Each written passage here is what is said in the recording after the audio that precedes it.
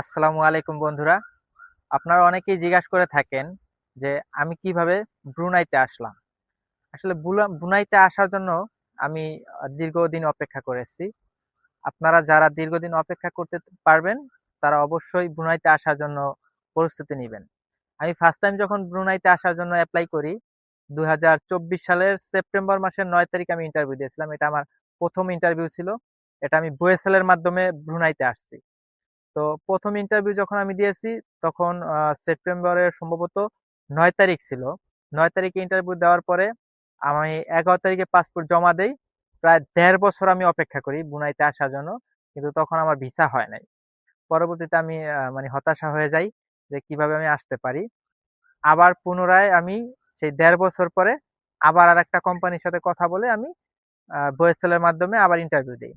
সেই ইন্টারভিউতে আমি টিকে যাই এবং সেইভাবেই আমি আরো 9 মাস অপেক্ষা কইরা ব্রুনাইতে আসছি। তো এই নিয়ে আমার একটা ভিডিও আসবে। আপনারা আমার চ্যানেলটি সাবস্ক্রাইব করে রাখেন এবং আমার পেজটি ফলো দিয়ে রাখুন আমার ভিডিও গুলো দেখার জন্য। আমি আপনাদের সামনে খুব শীঘ্রই একটি সুন্দর একটি ভিডিও নিয়ে আসব, যেটার মাধ্যমে আমি বিস্তারিত আলোচনা করব যে আমি কিভাবে ব্রুনাইতে আসলাম।